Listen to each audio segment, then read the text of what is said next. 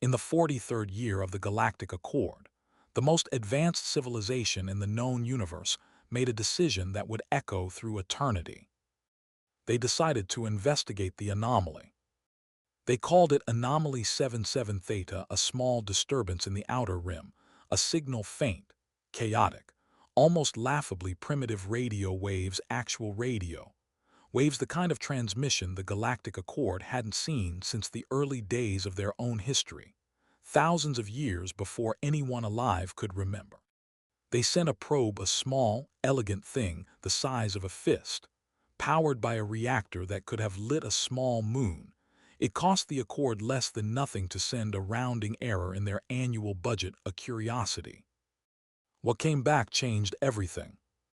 The probe's first images were unremarkable: a solar system, 8 planets orbiting a medium-sized yellow star, standard configuration, slightly boring. Honestly, the Accord had catalogued over 4 million such systems. This one was notable only for its third planet, a wet blue marble, swirling with white clouds, orbiting in the habitable zone with almost suspicious precision. The planet was alive. Not just biologically alive, the Accord had catalogued over 90,000 biologically active worlds. No, this planet was alive in a different way. It was loud, impossibly, aggressively, embarrassingly loud. Radio waves, microwaves, light signals, digital transmissions bouncing from one surface to another, from the surface to orbiting objects, from those objects back down again. The planet was essentially screaming into the void, broadcasting its existence to anyone within 100 light years. The Accord's analysts found this deeply concerning, not because of the signals themselves, but because of what the signals contained. Language, mathematics, music, art, war. The probe had intercepted centuries' worth of transmissions in a matter of weeks, and what it found inside them was baffling. The species on this planet they called themselves humans, from a world they called Earth, had accomplished, in a few thousand years, what most species needed tens of thousands to achieve. They had built cities, written literature, invented medicine, discovered physics, gone to their own moon. And they had done all of this while simultaneously, relentlessly, enthusiastically trying to destroy each other. High Counselor Vethra of the Accord studied the probe's report for 3 standard days without sleeping. This was unusual for her species. The Veth did not typically go without sleep for more than 18 hours after 3 days. She called an emergency session of the full council.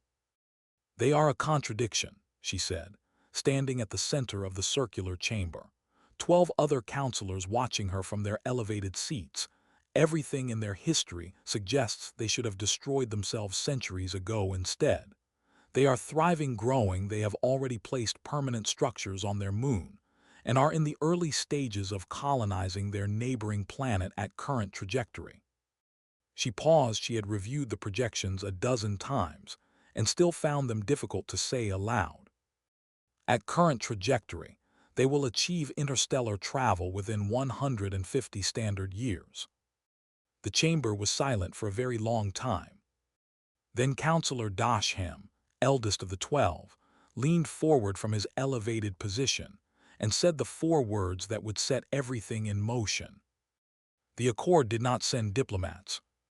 They told themselves, later, much later, when they were writing the histories and needed to make sense of their choices, that they had sent an exploratory fleet, a scientific mission, that the ships were armed only for self-defense, that they had no intention of initiating hostile contact. All of that was technically true. None of it was honest. They sent 47 warships, the kind that could reduce a continent to ash in an afternoon, the kind that had never been deployed, because nothing in the known galaxy had required them. The Accord had achieved its dominance not through violence, but through age. They were simply older than everything else, and the universe had learned to defer to seniority. Humans had not received that lesson. The fleet dropped out of FTL approximately 4 light hours from Earth's solar system. Standard protocol: give the target species time to detect them, process the data, understand the scale of what was coming. In the Accord's experience, limited as it was, Since they rarely needed to do this, the detection alone was usually enough. Lesser species responded with panic, with submission, with frantic attempts at communication. The Accord would then make contact from a position of overwhelming psychological advantage and proceed to dictate terms. Fleet Admiral Zorathkin watched the human solar system on his bridge's main display and waited for the inevitable reaction. It came, but not the reaction he expected. The humans had detected them within 6 minutes, faster than any species. The Accord had entered their radio telescopes, their deep space monitoring arrays, their orbital satellites. All of it had swung toward the anomaly almost immediately. Within an hour, human broadcasts had shifted dramatically. Military channels went to high alert. Civilian broadcasts began carrying news of the detection. The humans were scared. That was expected. What was not expected was what came next. Within 12 hours of detection, the humans launched ships. Not to flee, not to surrender, to intercept. Zorathkin stared at his display. The sensor officer read him the data 3 times because he kept asking her to repeat it, certain she had made an error. But there was no error. 11 human vessels, small, slow, armed with weapons that the Accord shields would not even register, were accelerating toward the fleet, toward 47 warships, toward a force that could have sterilized their planet from a comfortable distance. "What are they doing?" his tactical officer Gresh asked. "They are coming out to meet us," Zorathkin said slowly. "That's—" Gresh paused, searching for the right word. "That's insane." Zorathkin watched the human ships growing on his display, tiny, fragile, impossibly determined. "Yes," he said, "it is." The human ships were called the Defiant. The Churchill, the UES, the Shaka, the Arjuna, the Crazy Horse, the Leonidas, the Thermopylae, the Boudica, the Harriet, and the Patria. Later, when the Accord's analysts translated the names, they sat in silence for a long time. Every single one of those names belonged to a warrior, a general, a revolutionary, a person who had fought against impossible odds, and either won gloriously or died. Refusing to surrender, the humans had looked at 47 alien warships and decided to name their response fleet after history's most famous last stands. The Accord found this fascinating and horrifying in equal measure. The human fleet made contact at approximately 2 light hours from Earth, their lead vessel. The Defiant. Zorathkin appreciated the name now that he understood it broadcast a signal on every frequency simultaneously. It took the Accord's translation systems 47 minutes to decode it. When they did, the message was 5 words long. "This is our solar system." No greeting, no question, no diplomatic language. 5 words, a statement of fact, and unmistakably, a warning. Zorathkin read the translation twice, then he looked at Gresh. "They're not asking us to leave," Gresh said. "They're telling us whose territory we're in." "Yes. They have 11 ships, we have 47. Their weapons would barely scratch our paint." "Yes. And they still said that." "Yes." Zorathkin said he found that he was, for the first time in his long military career, genuinely uncertain what to do next. The protocol was clear: demonstrate overwhelming force, then offer terms. But something about those 5 words made the protocol feel wrong, made it feel dangerous. They did. He made a decision that his superior officers would later question, then investigate, then ultimately commend. He wrote back, "We are aware. We have come to speak with those who own it." Captain Amara Osei-Bonsu of the UES Defiant was 43 years old. She had grown up in Accra, Ghana, on a continent that had seen more than its share of outsiders arriving uninvited and claiming authority they had not earned. She held a doctorate in astrophysics and a 2nd degree in military history. She had been selected to command Earth's first contact response mission because she was. Her selection committee had agreed unanimously. The person least likely to either panic or make unnecessary apologies. She read the alien response on her bridge display, read it again, set down the coffee she had been holding for 20 minutes without drinking. "Huh," she said. "Captain," said Lieutenant Commander Reyes from the communications station. "They said those who own it," Amara said, "not those who inhabit it, not those who live on it. They said own it, they're acknowledging territorial claim." Reyes processed this. "Is that good?" "It's a data point," Amara said. She picked up her coffee, drank it cold, made a face. "Get me a channel to their lead vessel, and get me a translator, whatever kind of translator. We have whatever we've managed to build in the last 47 minutes. Our translation AI has a 63% confidence on their syntax." Reyes said. "It's rough." 63% is passing grade," Amara said. "Open the channel." What followed was the first direct conversation between humanity and an alien intelligence. It lasted, in real time, approximately 6 hours in the historical records. It is remembered as the threshold dialogue. Scholars have spent decades analyzing every exchange. Philosophers have written libraries about its implications. School children across Earth are still required to memorize the opening lines. Here is what actually happened. Zorath Ken appeared on the Defiant's main display as a translated visual, the Accord's own communication. Technology, far more sophisticated than anything humanity possessed. He was tall. 3 of him standing on each other's shoulders would have reached a standard human ceiling. His skin was deep violet, almost black in the shadows of his bridge. He had 4 arms, each one ending in 7-fingered hands that moved constantly, expressively. As he spoke, the Accord communicated as much through gesture as through sound. Amara Osei-Bonsu looked at him for exactly 4 seconds. Then she said, through the translation system, "You brought 47 warships to a first conversation where I come from. That's considered rude." Zorath Ken was silent for a very long time. Then slowly, his upper 2 arms spread wide, a gesture his crew recognized as the equivalent of a rueful smile. "You are not wrong," he said. "We are cautious. Your species is unusual." "Unusual how?" "You detected us in 6 minutes. Most species take days. Some never detect us at all, until we are already in orbit." "We've been watching the sky for a long time," Amara said. "We were hoping someone was out there." "You were hoping for visitors." "We were hoping we weren't alone. Visitors are a different conversation, one we're having now." Another pause from Zorath Ken. "You sent 11 ships to intercept us. You knew our numbers. You understood our scale." "Yes. And you came anyway."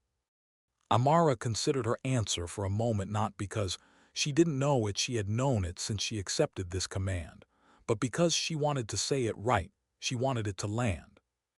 "Admiral," she said, "we've been sending signals into the dark for over a century. Radio waves carrying everything about us, our music, our fights, our love stories, our wars, our laughter. We've been shouting into the void, hoping someone would answer. You answered. You think I was going to hide under my bed?"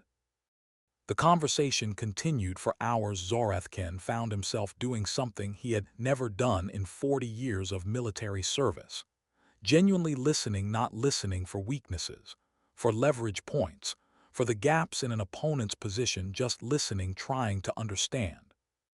The human spoke with a directness that was almost startling. The Accord's diplomatic tradition was layered, centuries of protocol wrapped around the simplest statements, meaning buried under careful language. Amara Osei-Bonsu said what she meant. She said it clearly. She did not apologize for saying it. She also, Zorath Ken noticed, never stopped watching him. Not with fear, with attention, with the focused, calculating look of someone who was learning as fast as they possibly could and filing everything away for later. It was, he realized, the look of a predator who had decided, for the moment, not to attack, not because it was afraid, but because it was intelligent enough to know that this was not the right moment. He found this deeply, profoundly unsettling. In hour 4 of the dialogue, he delivered the Accord's formal position. He had been dreading it, and he could not entirely explain why the position was reasonable. The Accord was not, despite what their choice of fleet composition might suggest. Inherently aggressive, they simply organize things, established frameworks maintain stability. The Galactic Accord, he said, his four hands moving in the formal diplomatic pattern, welcomes the emergence of your species. We extend the offer of provisional membership in our community, subject to the standard conditions. What are the standard conditions? Amara asked. Disarmament. Your species will surrender all weapons capable of mass destruction. Your space-capable vessels will be decommissioned and replaced with Accord standard civilian transport. Your territorial claims will be formally registered and recognized. Within. Stop. The word landed like a stone. In still water, Zorethkin stopped. Amara had not moved, had not changed her expression, had not leaned forward or backward. She was perfectly, terrifyingly still. You came into our solar system, she said, with 47 warships, and your opening offer is disarmament. It is the standard. Admiral, her voice was quiet. That made it worse. Somehow. With respect, I know what standard conditions means. It means these are the conditions you impose on species who don't have a choice. You've walked into my house with guns, and your first words after hello are put your weapons down. We are not threatening you. The 47 warships are doing that for you, she said. Here is what I can offer. We can talk, we can share information, we can discuss what mutually beneficial membership in your organization might look like, with emphasis on mutually beneficial. What we will not do is disarm, because someone told us to not. You, not your Accord, not anyone. Zorethkin cut the channel. He did not do this to be aggressive. He did it because he needed to think without a human watching him do it. He walked off his bridge and into his private command chamber and stood in the dark for 11 minutes. In those 11 minutes, he do a decision that was technically outside his authority. He was a fleet admiral. His orders were clear. The Accord's protocol for species who refused standard conditions was equally clear. You demonstrated capability. You showed them what their refusal would cost them. Zorethkin had done this before twice. Both times, the target species had immediately reconsidered. Both times, there had been no actual violence, just the threat of it, made vivid and undeniable by a brief and carefully controlled display of force. He thought about Amara Osei-Bonsu's eyes when she had told him they would not disarm. He thought about 11 ships coming out to meet 47. He thought about the names on those ships, every one of them a person who had faced impossible odds and chosen to stand anyway. He reopened the channel. Amara was exactly where he had left her. She had not moved. He got the impression she had not blinked. I have a question, he said. It is not diplomatic protocol, it is personal curiosity. Ask it. If I had given the order, he said carefully, to demonstrate our capabilities to fire on one of your vessels, not to destroy it, just to show you what we could do, what would you have done? The answer came without hesitation. We would have fired back. With 11 ships against 47. With 11 ships against 47. You would have lost. Probably, she agreed, but Admiral, and here, for the first time, something shifted in her expression. Not anger, something older than anger, something that had been tested many times and had not broken. We have a saying on my planet, older than most of our nations: you can kill us, you cannot make us small. Fleet Admiral Zorethkin's report to the Galactic Accord Council was classified for 32 years when it was finally declassified. Historians on both sides of the divide, human and Accord, read it in silence and understood for the first time why everything that followed had gone the way it did. The report was 63 pages long. Its conclusions were 5 paragraphs here, translated faithfully from the Accord's official language. Are those 5 paragraphs? First, the human species is not comparable to any previously encountered civilization. Their developmental arc does not follow standard models. They should, by all reasonable projections, have self-destructed or stagnated by their current technological level. They have not. The reason for this appears to be a fundamental characteristic of their psychology. They do not accept limits as permanent what they cannot do today. They will attempt again tomorrow. This is not optimism, it is stubbornness encoded at the genetic level. Second, standard psychological leverage demonstration of overwhelming force will not produce the expected result with this species. I have direct evidence for this assessment. 11 of their ships came out to meet 47 of ours. They knew our strength. They came anyway. Any demonstration of force against them will be interpreted not as a reason to surrender, but as an escalation requiring response. This is not a strategic calculation on their part. It appears to be instinct. Third, the human capacity for violence should not be underestimated. Their history is, by Accord standards, extraordinarily brutal. They have spent millennia fighting each other with increasing ferocity and creativity. They are not a peaceful species who have achieved technology. They are a warrior species who have achieved wisdom incompletely, imperfectly. But genuinely they fight. They also think this combination has not previously been encountered. Fourth, the human commander I spoke with, Captain Amara Osei-Bonsu, is not exceptional among her species. I confirmed this through subsequent data review. She is representative of what I experienced in our conversation: the directness, the refusal to be diminished, the absolute clarity about what they would and would not accept. This appears to be a species-wide trait.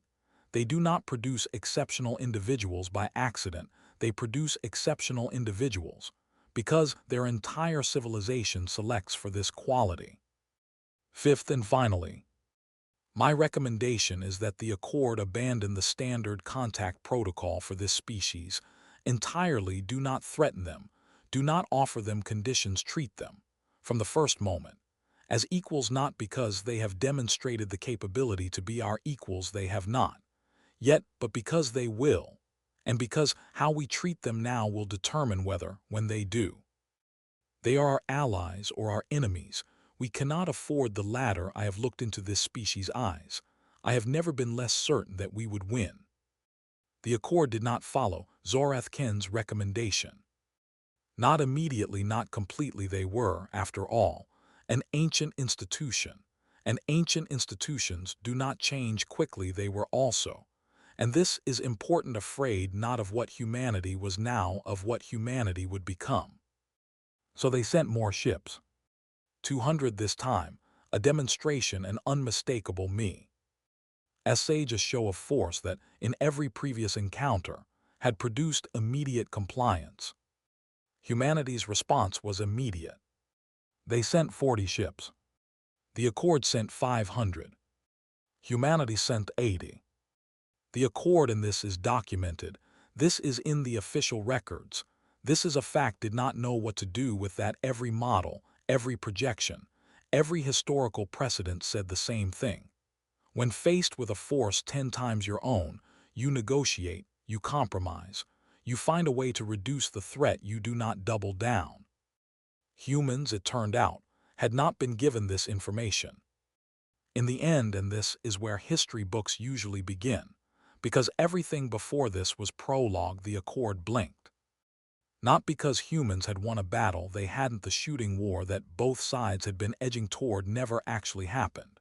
Because the Accord's Council looked at the numbers at 80 human ships against 500 Accord vessels, and the absolute certainty that if they destroyed those 80 ships, there would be 800 more, and made a calculation.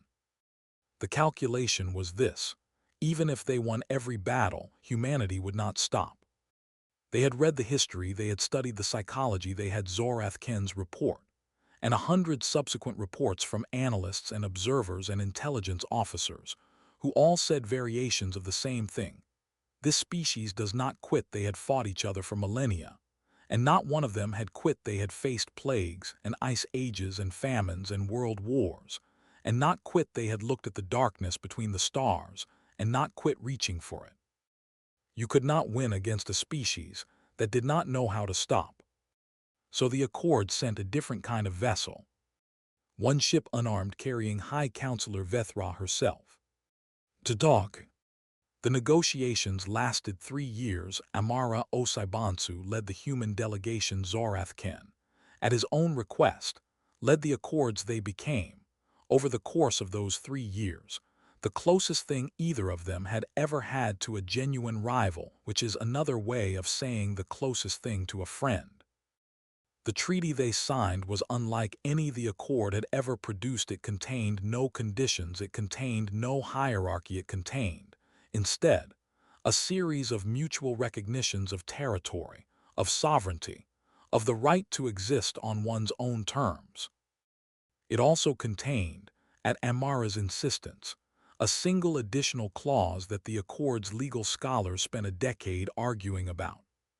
The clause read, "The parties to this agreement acknowledge that no civilization is diminished by treating another with respect, and no civilization is strengthened by treating another with contempt."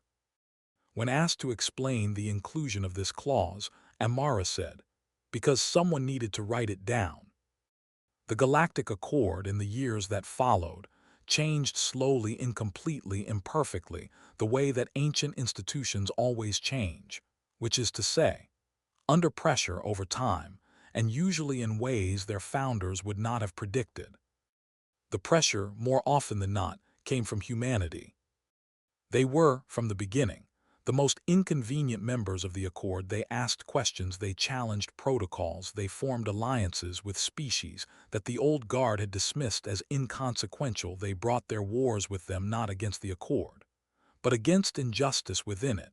They were loud and chaotic and occasionally exhausting, and absolutely impossible to ignore. In other words, they were exactly what the galaxy needed.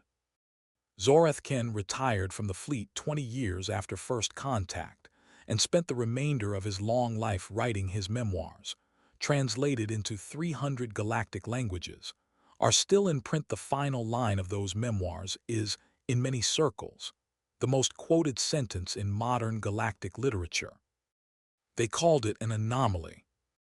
A small disturbance in the outer rim radio waves primitive signals a species that shouldn't have been worth the attention of a civilization 10,000 years their senior. They were wrong about almost everything.